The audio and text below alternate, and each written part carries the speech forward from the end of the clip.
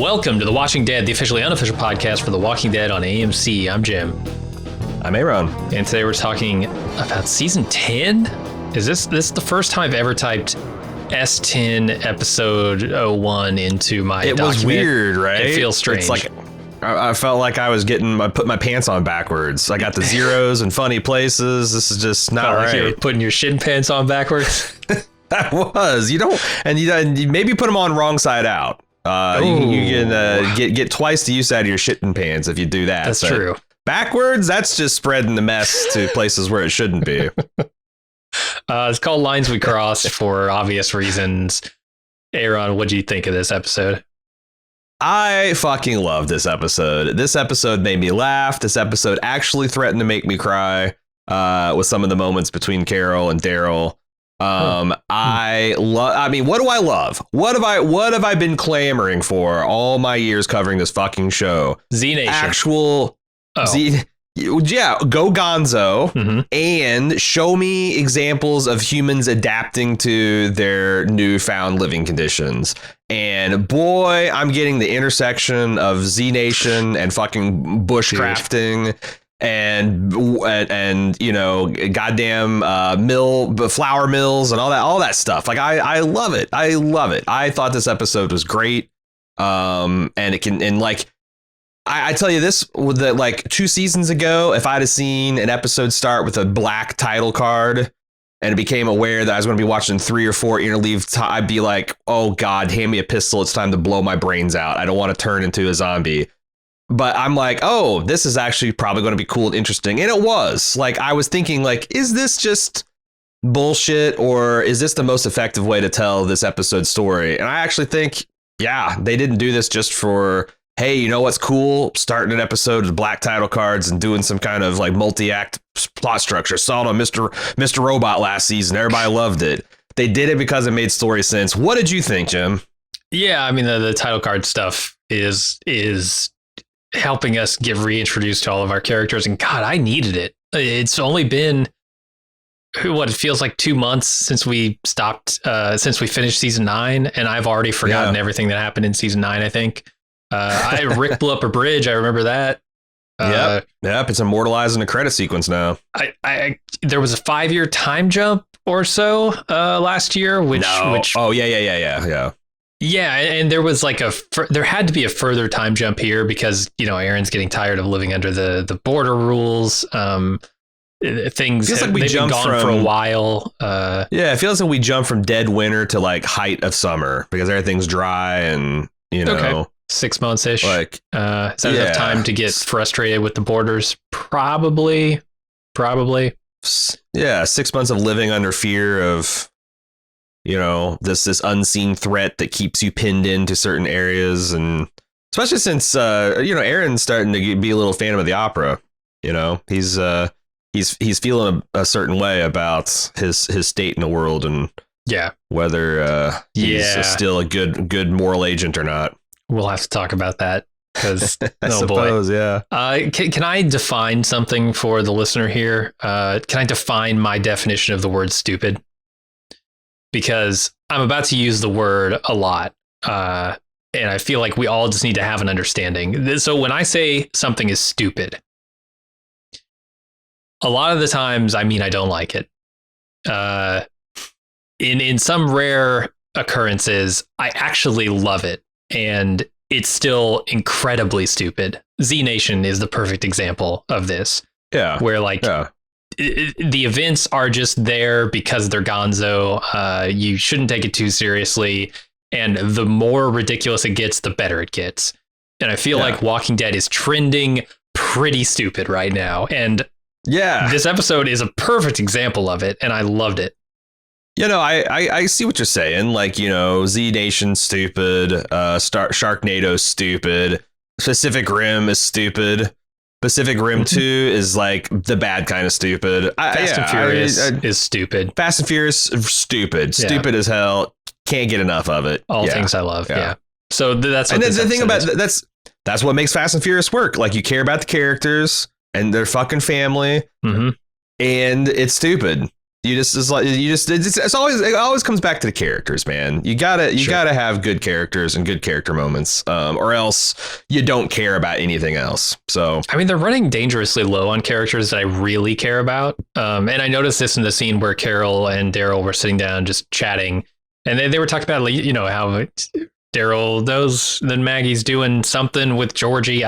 Did they explain that last season? Because if so, I forget. Yeah. Georgie is the lady that showed up with the Secret Service agents and the crate full of records to rebuild society. Which, yeah, but Maggie, do we know what Maggie's doing with her? No. Okay. No, which makes there is some actual stupidity in this episode, and you know what would Walking Dead be without? Well, the thing is, they probably don't know what Maggie's doing, right? Like they just know that Lauren Cohen wanted off the show to go do her. That's what I'm show, saying. And but now they should fill time before she comes back. Yeah, we're 2 seasons into this. Like, come up with it. Like, we should know a little bit about the project for the future or whatever the fuck they're working on, the CPAC. Conservative pack for an American future or whatever. Well, she comes back next season. Is that right? Season 11. She's going to be back. So I don't know. Like, God, I hope so. Like, what the hell is she's like too busy during COVID to like come back to The Walking Dead? Then like she's never coming back. Right. Yeah. You know, all other shows have been canceled except for the zombie apocalypse one. Like, certainly. But no, I got a couple of questions along those lines, you know, along the way as well, because it does seem like they are delaying too much, maybe being forthcoming about what's going on with that. But who knows? Yeah. But I don't know. How many characters do I actually care about here? I don't really care about Lydia. I don't really care about the new people all that much. Connie and Kelly and not Professor Luke. Connie and Kelly, Magna. I'm all in on. I love Professor Luke. I am lukewarm about Magna and slightly, or it's definitely not shitty bow girl. Very competent bow girl. You know that she hasn't earned her actual name yet. And neither has Professor. Although I'll call Professor Luke. Yumiko or something. I think it's Yumiko. Yeah. Yeah.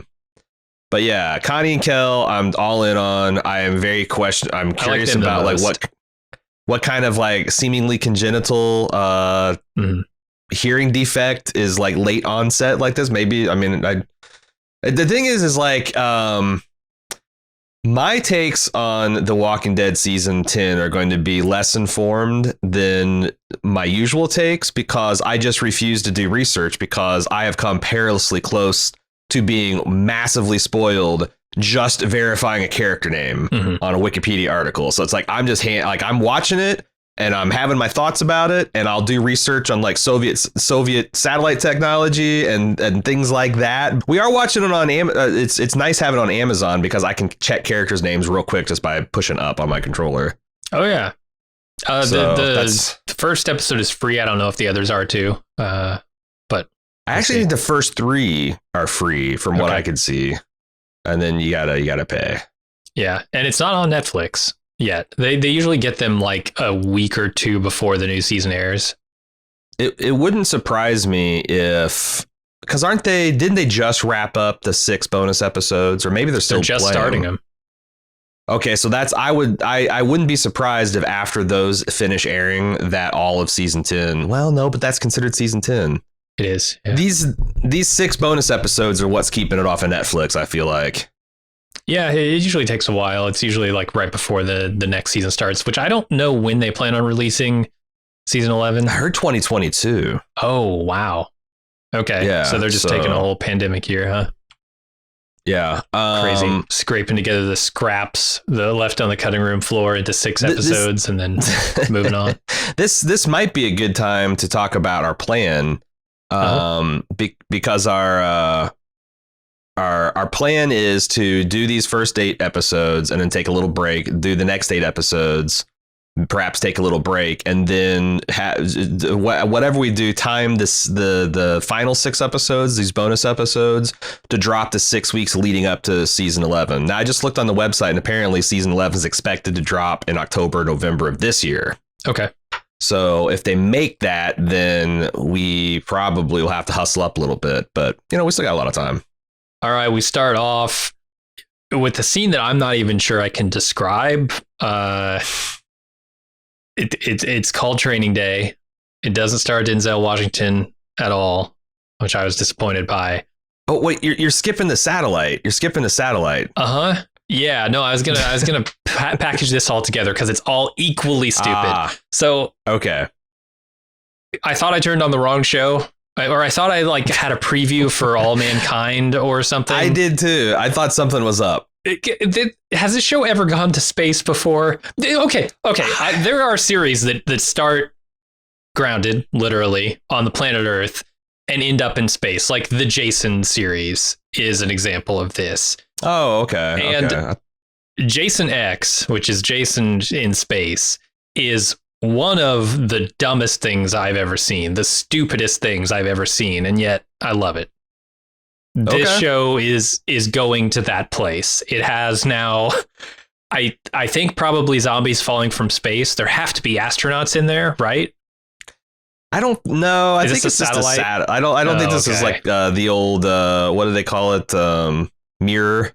It's not space station. No, I don't think so. I don't think it's big enough. Damn. But it is an interesting idea of like how long would the space station? Like I imagine the space station is burned up and deorbited a long time ago. Although I will say this, and this will become clear as we get further in the episode. I am willing to grant a few scientific leaps. I mean, I'm already granting the idea that these zombies are just coming back to life and they're still walking around, even though some of them don't even have muscles on their legs anymore. Yeah, just bones. So I'm willing to grant this a few logical leaps if it leads to something very, very cool. And yeah, if we can have zombies in space, 6-7 years if the space station's still up there, like I fully support that. Is that what Eugene's going to be working on? Is he going to try and get them off the planet? No, I'm waiting. Oh, I got a bonkers theory to talk about. So this satellite, starts falling, and you kind of tell it's deorbiting. And then we go to the beach where the group is performing like the most over serious phalanx maneuver on 3 zombies that I've ever seen. And I get that they preface this with Training Day, the title card, like telling us, hey, these are just, newbies out on their training mission. But like, they're training them poorly, right? Like they're opening the line to let the zombies through. What? That's not a phalanx. Why have the shields if you're just going to open up and let them in? They're not letting. No, well, okay. They let a lot of them in. I thought it was cool because this makes a lot of sense. You're battling a enemy that uses zombies as weapons. Your traditional plan of just hiding behind walls and shooting or stabbing them is not going to work. You're going to have to go out and meet them on the open field. So, phalanx is a great way to do that, I thought. However, I was a little disheartened when the shit hit the fan because, you're training these people.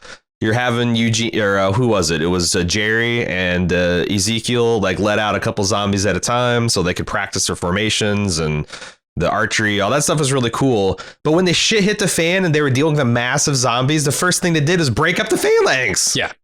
They're terrible. Okay, yeah, that's someone who, I don't know. I felt like they'd read maybe more than the first 2 paragraphs of the Wikipedia article on phalanx. They might have made something even cooler. Yeah, I read a whole 3 paragraphs. I understand what hoplites are. And I got to say, like, you don't open holes in your phalanx. You just don't do it because that's when your phalanx breaks. And they open it up so that Judith can kill a walker through the middle of their phalanx. Put her on Daryl's shoulders and let her go over the top because that's what you do with a phalanx. I actually don't mind the military precision of which a phalanx can snap open and to allow skirmishers to go forth and take down stragglers or whatever. If there's the whispers in the crowd whipping them up, like I don't mind that. Like I actually think it's cool. It's just that when you have an effective wall and then you just bust it up into units of 2. Like that's not a phalanx. That's just 2 dudes holding a shield. Right. Like you can get around that phalanx by stepping 1 step to the side.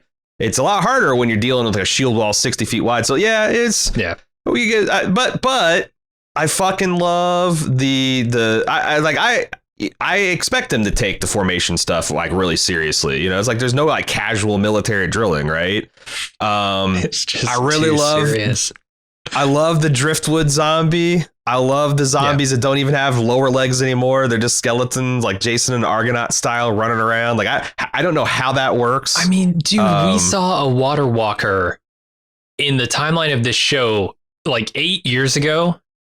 And it was already bloated and disintegrating. I don't know how these saltwater walkers are anything but jelly at this point. Yeah.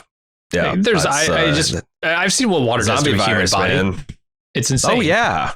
Yeah, they would be skeletonized just from the crabs actions. But I love like everyone's, like getting down low for the ranged attackers. Like this is like playing Civilizations or Total War, right? You got Boss and Rob fucking riders of Rohanning zombies with these giant spears, and also Michonne slow motion dechroming the domes of these zombies. I thought this is the first time we've seen like long, heroic, loving Zack Snyder shots of slow-mo zombie killing. Why has it taken 10 seasons for the visual people to realize that this looks good and is awesome? Like all these hero shots of, people close up. Yeah. Just make a meal out of it because it's awesome. But I like they're doing a lot of new camera stuff and stylish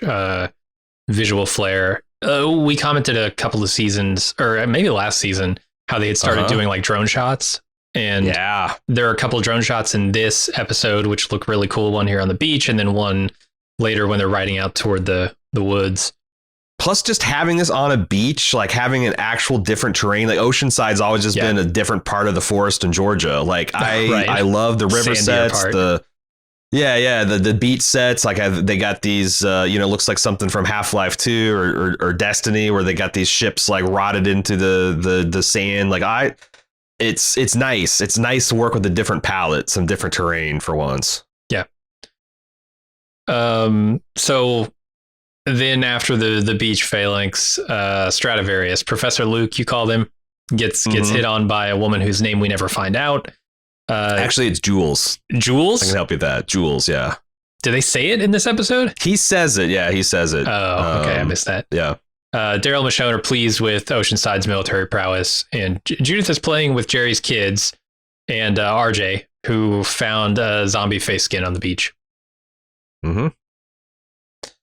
And the damn mask. I like Michonne and Daryl talking about how much the kids are having fun. And it's also nice to see like Judith is a very tough little girl, but she's still a little girl. She likes playing with shells. She likes coloring and drawing. Like I like that they're not going with like these kids have just completely, because I feel like that's realistic. Like even in war-torn countries, like as soon as the bombs start falling, the kids are out in the street, the soccer balls. And like you're gonna run around and have fun as much as you can, and I like that. I like the community having more children that are not just like a scared hindrance or whatever. It's great. It's good stuff. Sure. Then we get the skin title card, and after finding the skin, Aaron's on the radio telling the other camps to go on lockdown, but Michonne says, "Nah, just go on alert instead." And Aaron convinces her to at least go out on a search for the signs of the Whisperers. During the search, Aaron wonders aloud to Michonne if we're the baddies, and Aaron then spots walkers on a bridge, and he crosses the Whisperers' borders to almost get eaten. And there's the tension of living under the threat of the Whisperers is definitely getting to him. And Michonne tells him, "Hey, we got to be smart. And I understand what you're going through, but let's do this the right way." Then someone on the walkie tells her that she needs to see something. Yeah, I like. First of all, I really like the horseback rangers. I talked about last year that like we were threatening to have a cool post-apocalyptic Western breakout.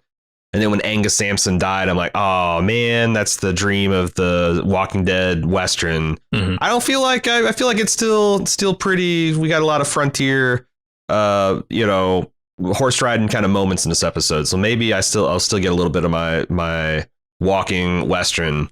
I also like there's a lot of things that made me wonder what the hell was going on in my first watch. Like Daryl saying, "Hey, tell her that she can't leave again without saying goodbye. I'm like, what the hell is he talking about? Of course, it ends up it's piratical Carol.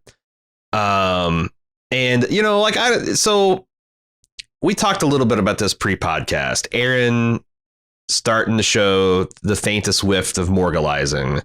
Are we the baddies? Like, this is a literal meme. No prompting. I don't understand where this comes from, because as best I can tell, they've had no interactions with anyone new up to this point. What changed that would make him, you know, have this question on his mind the whole time?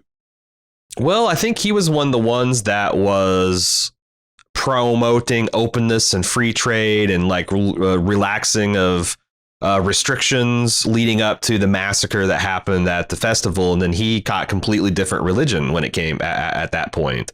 So I think he now is like, you know, wanting to be more aggressive and head out and meet these enemies so they can get back to living their relatively free lives. And he's wondering if he's lost himself in the plot, you know, like when he said, like, you know, it's like, I was always a nice guy. And then Eric died and Jesus died, which I thought for like a split second, it's like, is he for some kind of Nietzsche, like God is, oh no, right. There's an actual Jesus on this show that got killed last season. Yeah.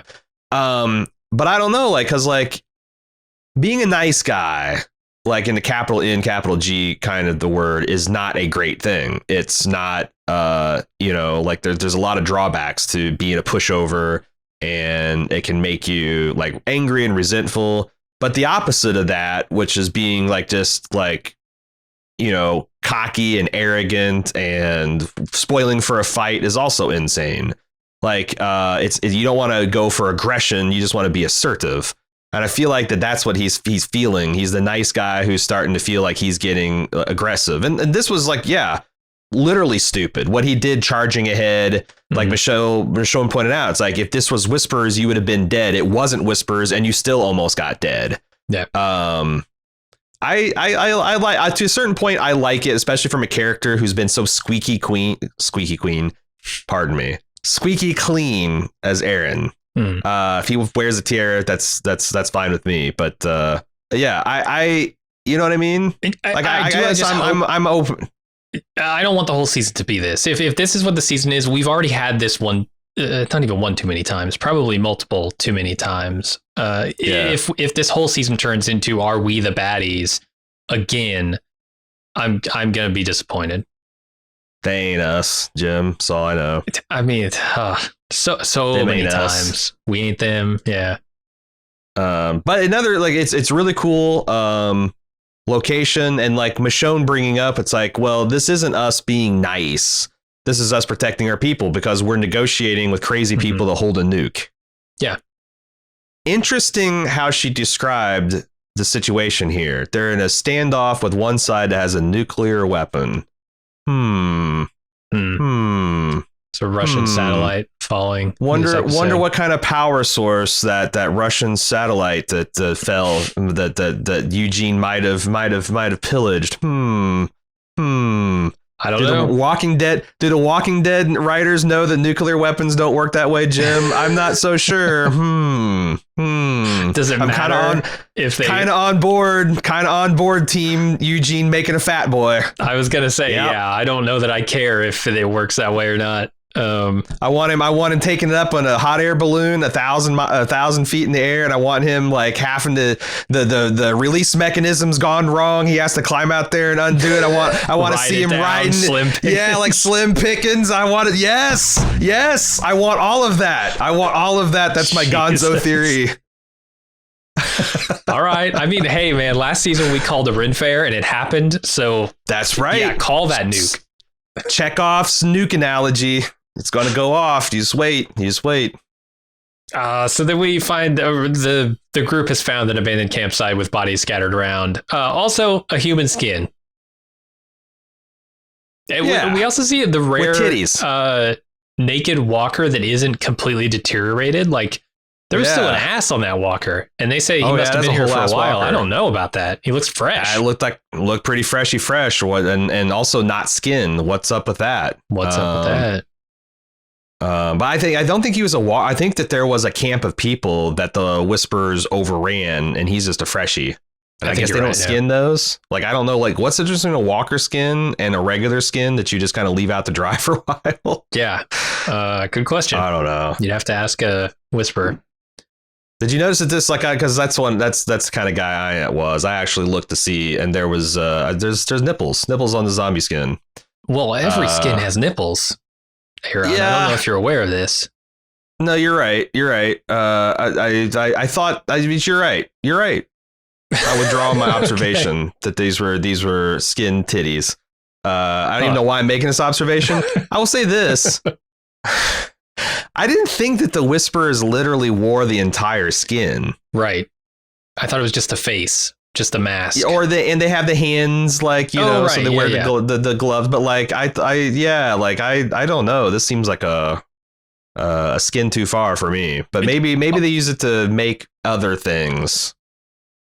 Okay. I don't know. I don't know. So here's the most disturbing part about this entire scene. They head back to Oceanside, but apparently Aaron has like folded this skin up like a blanket and tucked it under his arm to take it back to town. Why? What is he making Eric puppets back in his apartment? What is happening here? That he needs fucking skins, Bill? No, like, Jesus Christ. He's not going to make an Eric puppet. He's going to dress it up in a flannel shirt with a vest, sit in a rocking chair. No, I don't know. I'm guessing he's going to use it to fearmonger. Like, you know, it's one thing to be like, hey, we saw evidence of Whisperers. Everybody be on alert. It's another to like throw a skin zombie down and be like, Dave, come back. Fear for your lives and children. But he didn't really do that. So no, he doesn't. I don't know. He is halfway to an Eric puppet, though. I'm saying between the skin and the face.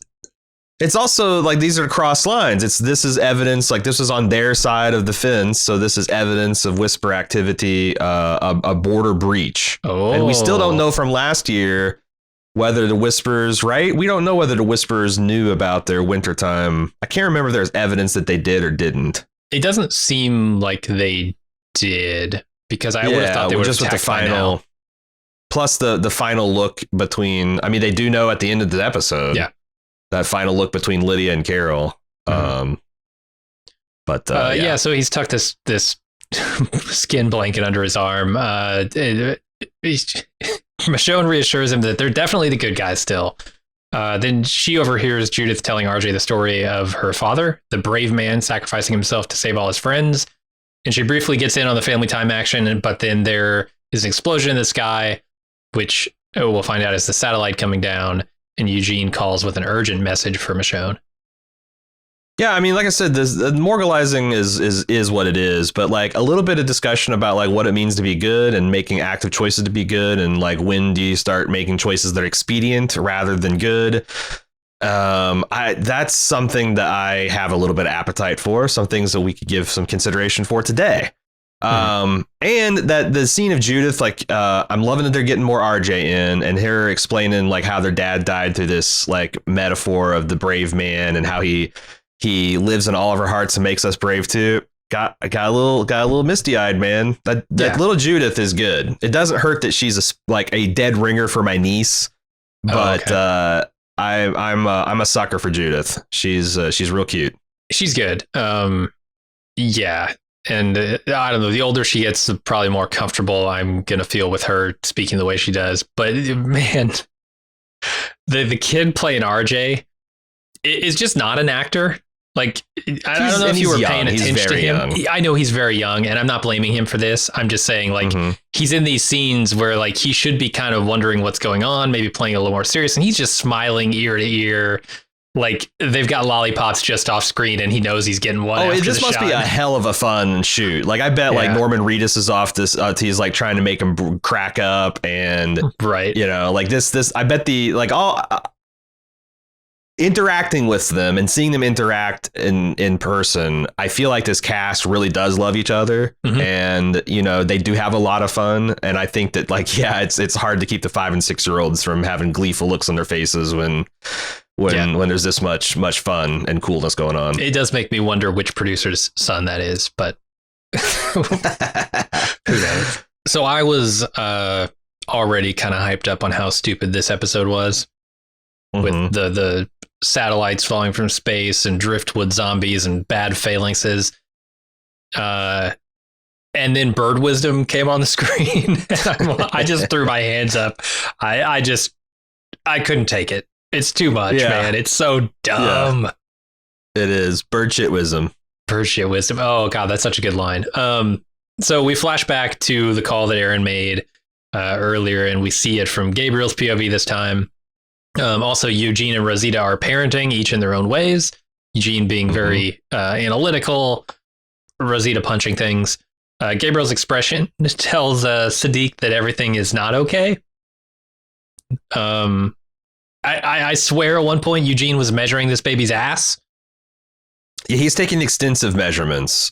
He's like, there's also where was he trying to sneak a peek at Rosita's goodies, or was he just like dispassionately looking for a good latch? Because I could honestly buy either way. Like he's looking, is there a good nipple latch on there, or? Yeah, I think the only nipple latch happening was his eyes on her nipples.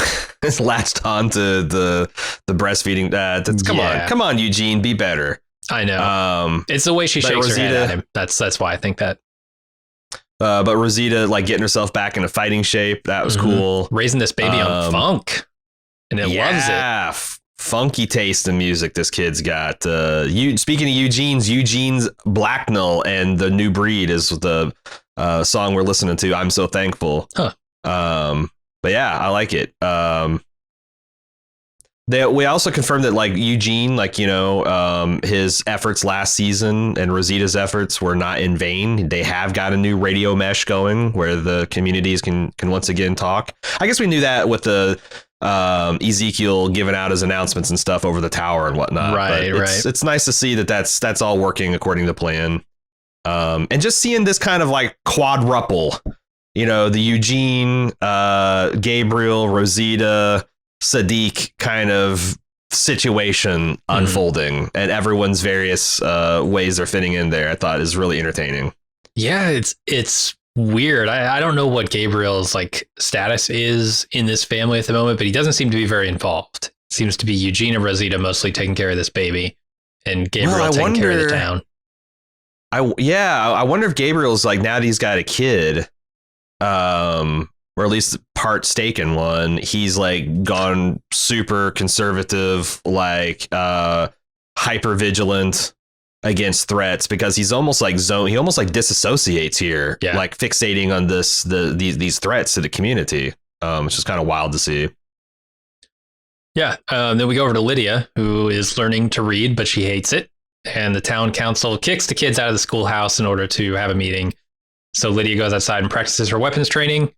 And Negan uses it as an opportunity to get some information about that town meeting from her. Yeah, and the shitty neck tattoo girl they've given her a JCPenney catalog, and she is fully integrated into the Alexandria community. She is no longer a quote unquote bad girl. She's just wearing the Jacqueline Smith collection now, and like everybody else. She must kind of funny the visual coding the scenery, because I missed her. Yeah, exactly. She's not even shitty Bo. She's just Karen from down the block now. Wow. I like Lydia practicing with, like, I get it. I get what you're doing here. You've got the bow staff. You're out there practicing just like Henry did. But with a twist, it's a nunchuck bow staff. I don't know what to call this weapon. The technical term for that is a flail, Jim.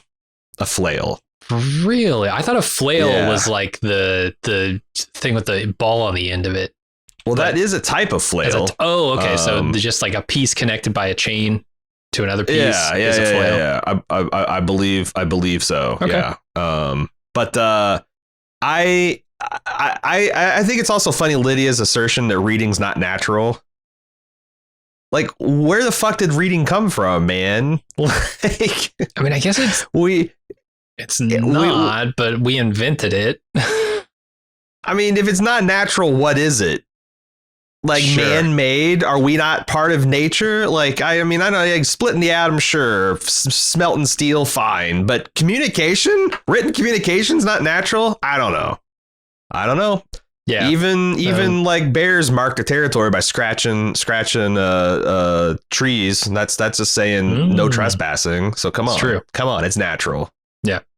We see Negan working, like doing forced labor, I guess. He's tending to the crops. Supervised labor. Yeah, he's taking out the trash.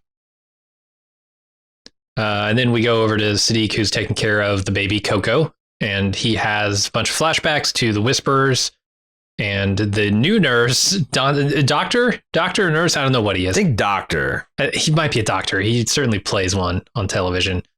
The new Dr. Dante interrupts to introduce himself to the audience as a god among men. He's a lot, Jim. Wow. Yeah. My first thought is, wow, we're allowed to run on hot doctors here in the apocalypse, just collecting them. And then second is like, this guy is just a lot. Yeah. Are they implying that he is a Whisperer spy? So I was going to ask you about this because, Sadiq's staring at his mouth and he's having all these flashbacks. And I think they're either implying that he is, or they're implying that Sadiq is paranoid and thinks he might be. Yeah. And this guy being unlikable from like a broad perspective, I think is probably help. Because do you believe that even one of Lydia's, or no, not Lydia, the Alpha's top lieutenants could pass for human this easily? I mean, she did it. I mean, she was like, weird. She was fucking weird when she did it. That's what I'm saying. But she was weird and kind of off-putting. But like, someone could just like, shave and brush their teeth and, put on some nice clothes and a white jacket and be like, could you pass for a doctor to another doctor, though? That's the question. Well, I believe a doctor could become a Whisperer, like gun to their head or like zombie horde to their throat. Like, hey, you want to go return to nature? Or do you want to keep trying this medicine shit, doc?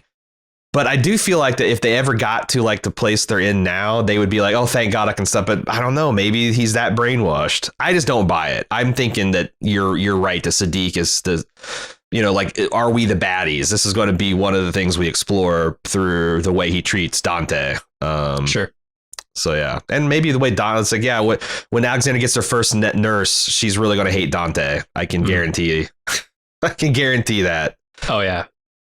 As soon as he says, kiss me already. Yeah. Which I thought the scene was funny, but like. Yeah. I don't think we're supposed to necessarily like Dante. Yeah. He's a bit much. No. Yeah. All right. Negan tells Gabriel that pants shitting is happening and that he's going to lay low until it passes over. So not to be mistaken for the enemy. And he also tries to convince Gabriel to lie to the community in order to make them feel safe. And Gabriel goes outside and does exactly the opposite. Mm-hmm. Yeah, I don't know. I don't believe that you should lie to the population. Like, I think, you either believe that most people are reasonable and rational actors, or you fucking don't. So I think Negan's wrong here. I think, but also it's like one of those things where Negan's also right, because when shit starts hitting the fan, people do get real tribal. We just looked at that in The Expanse, that civilization falls apart, the tribes get smaller. Well, Negan is, like I said, he's kind of like working his way from them to us. But like, if push comes to shove right now, he'll be right back in that us or right back in that them pile. And said the same thing to Lydia, too. And I think that is true. Yeah. But he's head up his ass if he thinks that like what you got to do is tell the population like half truths and lies. No, I mean, if they ever find out, it undermines your authority in the future. Why would you? If they don't trust you, they're not going to listen to you. So. Right. So there's the explosion in the sky again. The satellite falls and Eugene runs off to get Michonne on the radio. And then we go to Sea Dogs, which is the next title card, where we see Aaron's radio call again. This time we follow Daryl to the beach where Kelly is losing her hearing and Connie is trying to cheer her up. Then Daryl waves to her as his dog runs over there, and Kel thinks that Connie has the hots for him. I like the scene. Yeah, that's pretty cute. I wrote in my notes when Daryl waved hi to them. I'm like, Daryl has mastered the art of sign language, and I was just making a joke. But then, of course, Daryl's the type of guy that's making an effort to learn how to communicate with his new best friend, Connie. Sure. Maybe something more, Connie. Maybe there'll be a love triangle between Connie and Carol. I don't know. Also, I could see a lot of uses for sign language in the zombie apocalypse. Oh yeah, like honestly, it seems like Spanish is the popular second language to learn in school in America. I've often wondered if American Sign Language wouldn't be better. Yeah, because if everyone coming out of high school knew both English and sign language, well, then everyone would have at least a second language to fall back on if there was communication problems, right? And it's just such a fucking useful thing. Like, you can communicate over vast distances with like fucking binoculars and stuff without any kind of electronics and stuff. And yeah, you can be surreptitious and you're not going to attract zombie attention. Yeah, you can ask somebody for a piece of candy in the movie theater without whispering and annoying people. Like, there's all kinds of practical uses for it. That's true. Now, I will say that like I've got some familiarity with the deaf community. I grew up next to a neighbor who is deaf, and I learned a little bit of it myself. I actually learned a lot of it. I've forgotten a lot of it now, but and this could be ignorance. I don't know that there's a strain of like some kind of deafness that does strike later in life. Like, I know that like if you get a high fever or certain illnesses, but like something that almost seems genetic, like my sister's got it and I'm like 20, 21. It's time for me to start going deaf too. I assume it's got to be a thing. I don't think they would just make that shit up. But yeah. Yeah. As someone who's lost about a third of their hearing, I relate, because it's like, it's not so much I feel like I've lost my hearing. It's just I'm aware that I have a hard time following conversations in loud environments or around tables where lots of people are talking. Just kind of like, I remember when I started losing my eyesight as a kid, I didn't think like the world was getting blurrier. It's just like, why is the teacher writing so light on the chalkboard now? Like, why can't she just fucking push harder? And I got my glasses on. I'm like, oh, fuck, it was me the whole time. But yeah, I'm curious about what this is going to like how this is going to impact the plot, or, you know, be interesting going forward. Yeah, I mean, it is a good character moment between the two of them. You've got characters who I think are both scared, and one of them is doubly scared because she's experiencing this new thing that she doesn't quite understand. You know, she describes it in a way that's like, well, it's just conversations get muddy sometimes when there's a lot happening. I imagine that's pretty scary, and these actors are doing a great job. So. And if you're doing like, it's scary enough in the world we live in today, but in an apocalyptic situation and a war type situation, it must be even more terrifying. Although there would be something pleasing about, you know, setting aside Eugene's tactical nuke. If one of the weapons they used to defeat the Whisperers was literally silence, like sign language communication and stuff. That would be kind of cool. This scenario. Yeah, I'm sure you could set like something up. Spring and traps, kind of. I don't know. Yeah, we'll see. So Ezekiel has a lot of thoughts about birds and bird shit and bird attacks. He decides to tell Daryl all about them. And Connie then brings Daryl's dog back and flirts with him a bit. And then Carol brings the fishing boat into dock and has a mildly awkward reunion with Ezekiel and a heartwarming one with Daryl. That's exactly. Carol's coming in on the shrimp boat. Yeah, man. Pirate Carol. Boy. I mean, if you wanted to take, if there was nowhere to go, nowhere else to go with Carol, right? She's already been Rambo. Like, you got to turn her into a badass pirate. Yeah, she's been weird mountain grandma that just stays out on the back 40 and never comes visit into town. Yeah, piratical Carol is pretty fucking sweet. Turn her into a Dread Pirate Carol. Yeah, I do like it. I don't understand why they're being so coy about Maggie. Like, why don't these people know exactly what Maggie's doing? Why isn't she writing like in her letters? Like she surely is filling them in. It's like, oh, we're doing such great work. Yesterday, we just reinvented the oil derrick, or, you know, someone got a rudimentary microwave going, or, you know, we just made contact with another band of civilization out west of the Rockies. Like a lot of stuff they're struggling with. Like, oh my God, is there anyone like us out here? What the fuck is Georgie if not a person like you? This part of the world building seems like it's completely disconnected from everything else that's happening in the series, and I don't get it. Yeah, I just don't think they knew what to do with Lauren Cohen, like leaving the show. Well, gee whiz has been 2.5 years. Like, come up with some ideas. Like, start spitballing. Yeah. It's your universe. When she comes back, she can be doing whatever the fuck you want her to have been doing. But like, it's just weird that it's like I don't know, because it's like, I guess you're supposed to believe that Alexandrians know what she's doing, which is fine. They can leave us in the dark, keep their possibilities open. But then Aaron shouldn't be wondering, like, are there any good people out there in the world? Yeah, you've made contact with a vast network of them that are doing trade and like bartering, like technology and reestablishing civilization. The fuck, like that's the plain old stupid versions of stuff that's going on in this episode. Like, I don't remember enough pieces of world building are incompatible, I think. Yeah, I just don't remember enough about Georgie. I can't remember if we were ever told like what the extent of her connections are. Because she had like a fancy book and a couple of she had information and goods to trade, but like, was she trading out in the world to other people? Was this like her first big trade that she did with this book? I don't even know. I don't know. That's what I'm saying. I don't know either. But like, Maggie's been sending letters from some place in south of Mexico, or somewhere along the Gulf of Mexico, south of where they're at. Yeah, we don't even know what's in the letters. We don't really know. I guess they're not literally in Georgia. They're actually on the East Coast. Yeah, so when they're saying south, that actually means something. Yeah, I just feel like that if they're getting regular letters from Maggie, they should know. And unless Maggie, the only thing that would make sense is like if Maggie's group, unbeknownst to us, is also the same group that was working with the trash people to divide people into A's and B's, and there's something sinister.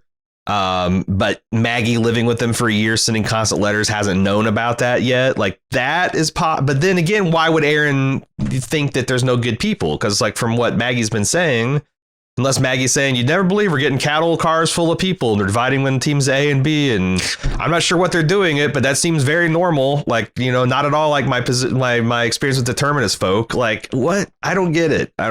Yeah. It's stupid. Here's a big mistake by Ezekiel. You never tell a woman who just stepped off a fishing boat that she looks good. She knows you're lying. She knows you're full of shit. Yeah. Yeah. Yeah. Like, nobody looks good when they step off a fishing boat. Come on. Girl, you look like a peel and eat shrimp. A lot of work and you smell funky, but I'll eat you up all day long. Ugh.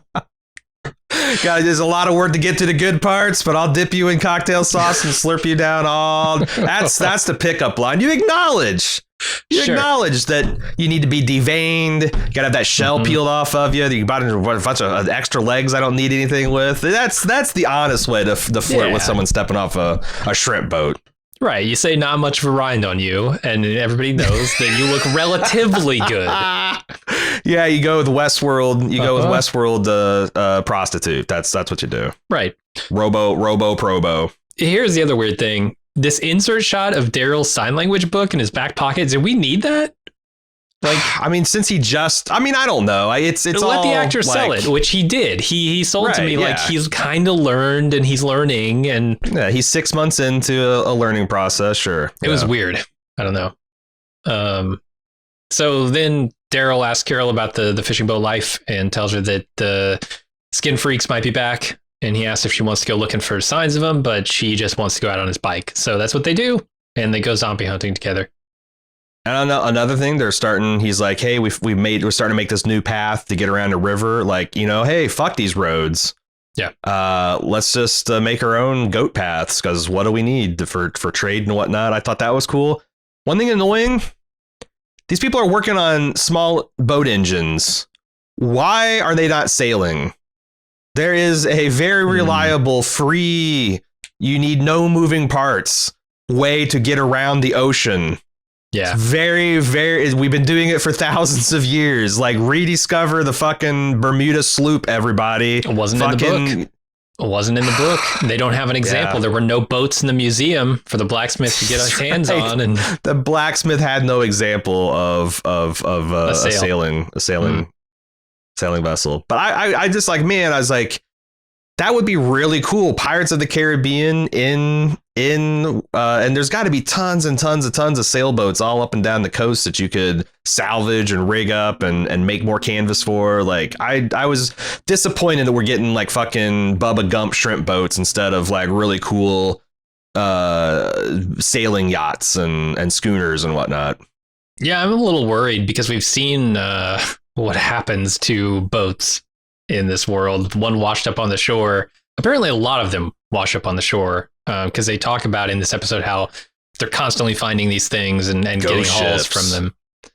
Wouldn't that be amazing? Yeah, just searching for ghost ships. You go clear like a big freighter. You take it, you clear it of its zombie. I mean, this is just literally like that. What's that? Or that what's that pirate game we were playing a couple years back? Sea of Thieves. Oh yeah. Like you can literally raid a ghost ship full of skeletons and kill it and take its plunder. Like that sounds like a pretty cool life, honestly. Yeah, living in an adventure game sounds pretty sweet. Is that going to be the Carol and Daryl spinoff? Walking Dead on the High Seas. Well, they said they're going to New Mexico, which is our next spot here. In the episode. Not a lot of ocean available in New Mexico, unfortunately. No, not at all. Bummer. Yeah, but I don't know. That's where we're heading. So Daryl and Carol track a deer to the border, and Carol wants to cross over the border to go get it, but Daryl says they can't, and the walkers eat the deer. Afterward, Daryl invites Carol to come home, but she says she's a sea dog now, and Daryl calls Carol his best friend, and she gives him a lot of shit for it. And they're both sad that their old group isn't together anymore and that their lives are just about surviving now. So they talk about running away together, and then the explosion happens. I dispute that Carol that you could feed 200 people that deer. I'm sorry. It's a small deer. It's a pretty small deer, unless you're literally giving everybody just like 1 cubic inch of meat. The appropriate serving, like 3 ounces of deer meat. Yeah. This with 200 pounds of potatoes, 100 pounds of onion, and about 50 pounds of 200 carrots. Pounds of potatoes. You can feed 200 people. I guess 200 a pound of potato a piece. That's plenty.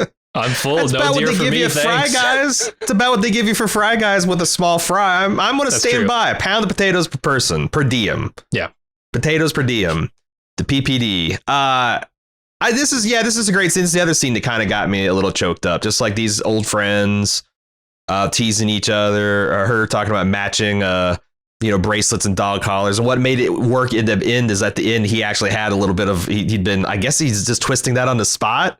I thought I was like, okay, when she gave him shit about friendship bracelets, I was like, okay, by the end of the season we will see a friendship bracelet exchange between the two. And it was by the end of the scene. Blew me away. And that makes sense because like from my experience, a lot of people who are like self-sufficient backwoods types are actually expert seamstresses and weavers and embroiderers because you got to. Useful. It's like fucking the same thing about old age of sail sailors, man. Like they can whip you up a wedding dress as easy as a mainsail of a vessel. Like they're just like those skills are very, very handy to have. So it doesn't surprise me that he's able to like whip up some kind of friendship bracelet and with a moment's notice.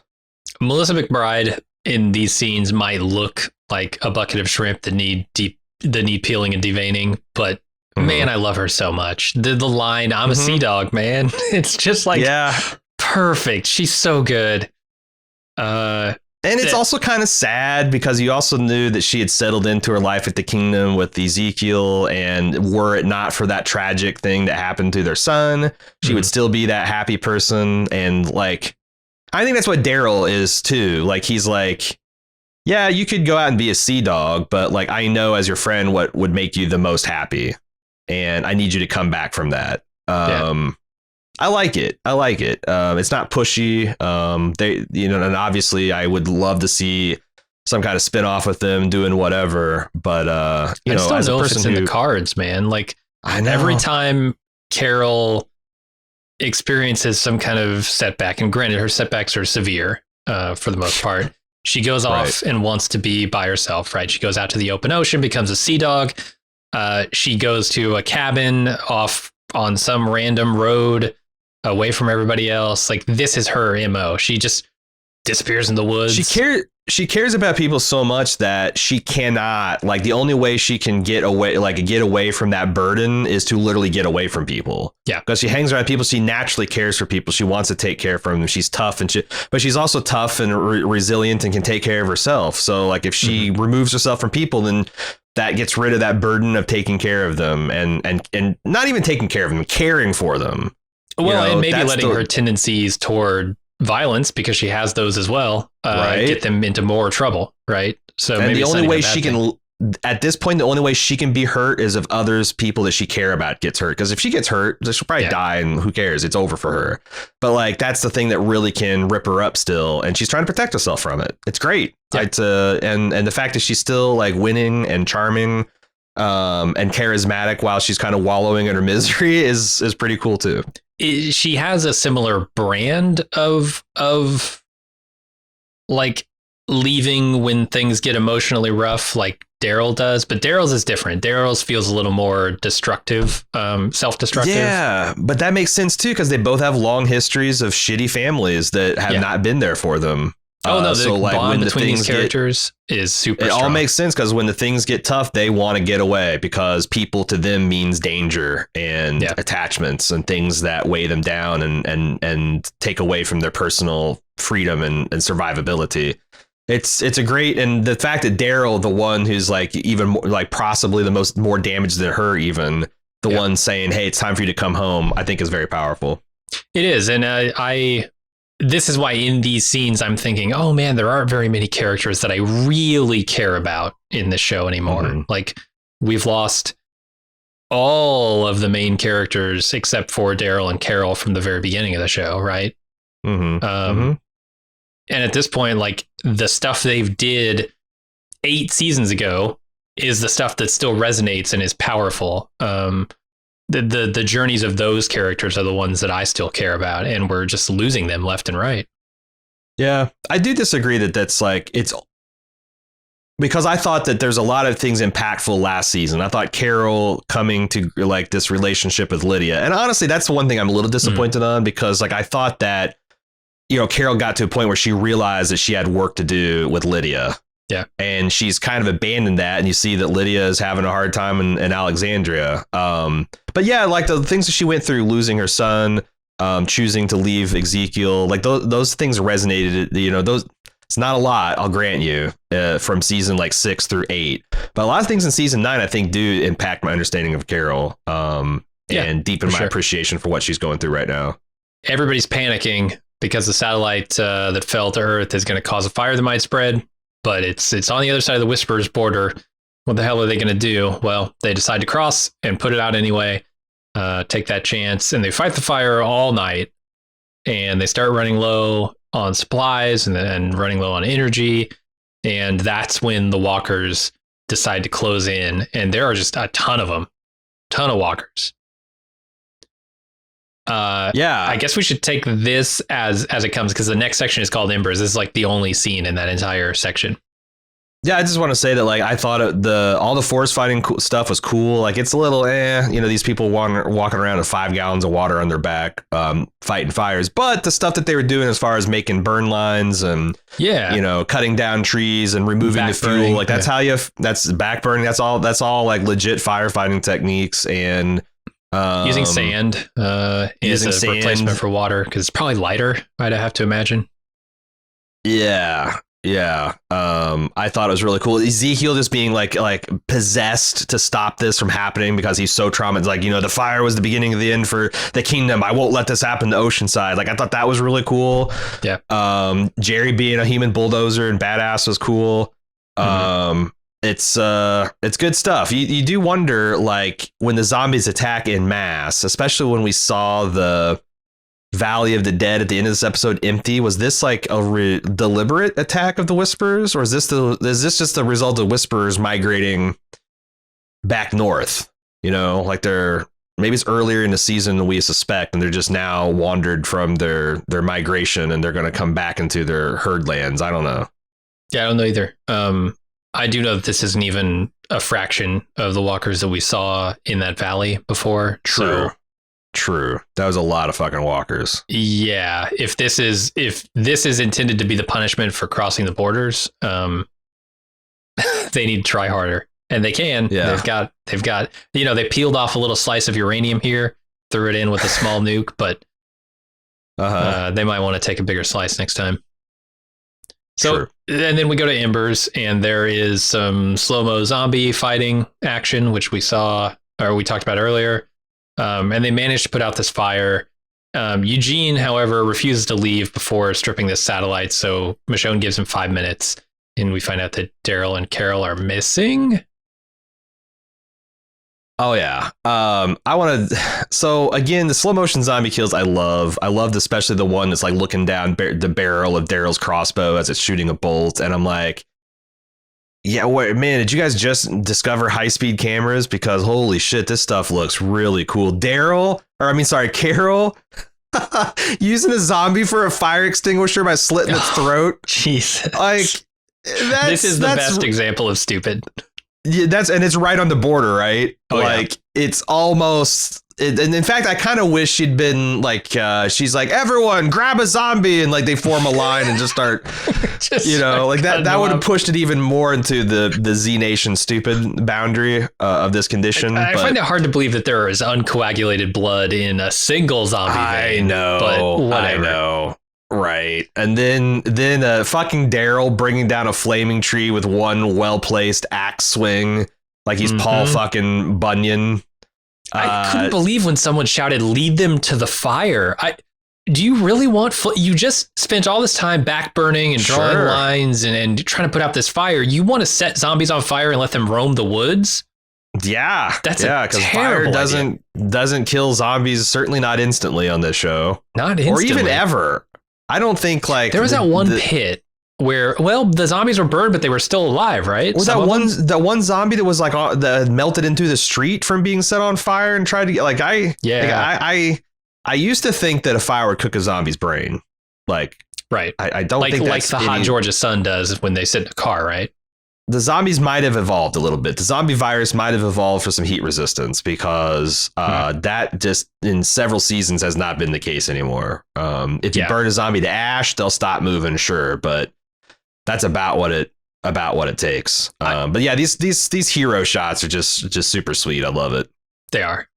My biggest what the fuck in this entire episode is, what does Eugene think he's going to do with satellite parts? And you might have explained it. It might be so far-fetched that I just couldn't conceive of the idea. Are you serious that you don't think there's anything on a satellite that would be useful? Like microcomputers, this is a super highly specialized, dude. It's nothing you can't get in an electronics store down the street. There's nothing generic enough in a satellite from the 60s or whatever that's going to give you the shit you need to do the job you need. Because you're not looking for like 100 feet of wire. Yeah. I don't know. You can go get motors and gears and radios and shit at a hobby store. Like, just raid a Hobby Lobby. You're good. Like, I feel like, there could be some like thrust, like, RCS thrusters and maybe some servo motors and gyroscopes and things. And certainly what I'm going for is like a radioactive decay reactor. Now I want everyone to know that I know. I want everyone to know that I know that there's no way you can turn that into a nuclear bomb. Okay. But I don't know that the Walking Dead writers know that. And I certainly don't know that they think that that's some rule that couldn't, like, if they're like, if Eugene says this is some experimental Soviet side that had a blah, blah, blah decay reactor, and it was condemned by the UN and they denied having it. Or they just like, I'm just going to enrich this thing somehow. You spin up some fucking centrifuges made out of coconuts. I've seen Gilligan's Island. Oh my God. I'm just saying. Where's their black? You got to go to the Smithsonian. And get an example. Their blacksmith is going to shit a brick when he sees what they ask him to do. That's what they're going to do. They're going to go to the Smithsonian and they're going to steal one of the mock-ups of Fat Boy or was it Fat Man and Little Boy? Fat Boy and Little Man? I can't remember the names of the two first nuclear weapons. Something like that. Pretty sure it was Fat Boy. I'm positive that the one that they're going to neutralize, either it's going to be like Alpha is unwilling to commit her force to a nuclear inferno, or Eugene's going to pop this in the middle of their thing and just take all the zombies off the board. Like, Yeah. I feel really good about this prediction. I feel the really mention good. of the nuke, the whispers having the nuclear option here, I think is definitely the clue you need to say this season is going to get real dumb. Yep. And something crashing for space. Like, yeah, and I promise you, if this is dead on, like I said, I have been avoiding spoilers. I'm just saying, I think the Walking Dead's ready to swing for the fences. They're ready to split the atom, baby. I think we're going to need a mid-season skit that deals with Eugene's time at NASA. The Eugene's Manhattan Project. Yeah. What does that even look like? Eugene tickling the dragon. He's playing the Demon Core. Yeah, no, I got to see that. Yeah, so that happened, and then Daryl and Carol are not lost. They're over there looking at the canyon where those walkers, the skinwalkers, used to keep their walkers. It's completely empty, and Daryl practically begs Carol to stay, threatening to sink her boats if she doesn't. And yep. Then he leaves, and Carol sees Alpha come out of the woods, and she is spotted. Take the shot, Carol. What timing? You got a shot. Yeah. Just take it. Just scream and run at her. War's over. Like Dragon Ball Z style. Yeah. Just have a one-on-one single combat. Yeah. It actually, I thought that she was having a vision, like a waking vision, the way that Sadiq did. Because I'm like, what are the odds that I guess it's not terrible because there's this massive fire. Alpha would probably check it out. But it's just funny that the two tough ass women in this series have a nice long stare down over this gulch. And it's kind of Western as hell too. I do love it. Sure. Bad Carol things Peltier, in the future though. Medicine Woman. Yeah. Oh, for sure. So the thing is like, do you think the Alpha they'll just go straight to war, or there'll be some peace talks? Because there was also some talks about like, well, maybe they'll see this as a good thing. Like this is kind of like this helps them out too, because obviously a forest fire out of control in their range, they're ill equipped to fight it. We took care of it for them, then retreated. Like, do you think that like the Alpha will grant any clemency based on that, or? I don't think she's inclined to. I think she's a stickler for the borders. She respected the borders to this point, which kind of surprised me. Implying that she doesn't really want to go to war against these people. But she defined the borders. Like, that's the thing. Like, she... And in a very provocative way, let's say, Right. Yeah, heads on pikes kind of way. I don't know. She doesn't seem like the type to be very lenient on the rules that she establishes. Speaking of borders, they showed this big stretch of highway that makes up about a lot of their border. One of the ones that they use to travel from Alexandria to the kingdom and vice versa. Those roads are trash, man. Yeah. Like I almost wondered this bridge thing was like a doomed effort because, like with how long the roads going to last in a zombie apocalypse if they're not patched up between winters and things, especially in places where you got freeze thaw cycles. Not real long. Yeah. They looked all but impassable. So it's like I almost wonder if the bridge being destroyed and them having to find other ways is better off in the long run. Could be. That's it for the episode. We are going to collect feedback. If you'd like to send it to watchingdead@baldmove.com. We're probably going to consider that all at the end of the season.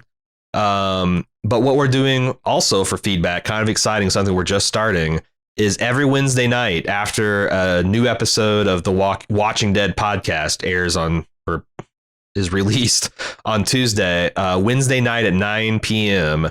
We've got this app called stereo.com/baldmove. It allows me and Jim to start a live show and take audience feedback that you record in your own voice with your phone and the Stereo app. If you want in on that, go to stereo.com/baldmove. Again, Wednesday at 9 p.m. You can follow us so you get a notification of the meeting and listen to our discussion. And if you got something you want to say about this episode, please no spoilers for us. Don't like if you've seen season 10, but do you want to get in on the nuke speculation or anything like that, go to stereo.com/baldmove Wednesday at 9 p.m. We're looking forward to talking to you. And then we're going to take the audio of that and release it in the feed like Thursday or Friday, just so people can hear it the ones that weren't able to attend. So that's how we're going to be doing feedback until we get to the middle section, and all of our long form written feedback sent to watchingdead@baldmove.com. We'll consider then right after episode 8. Sound good? Sounds good to me. Does that sound clear? All right. And I think that's it for the week then. Yeah. Again, get your feedback in to watchingdead@baldmove.com or show up this Wednesday at 9 p.m. at stereo.com/baldmove. Talk to us live. We'll see what lines get crossed next week. Until then, I'm Aaron. And I'm Jim. See ya.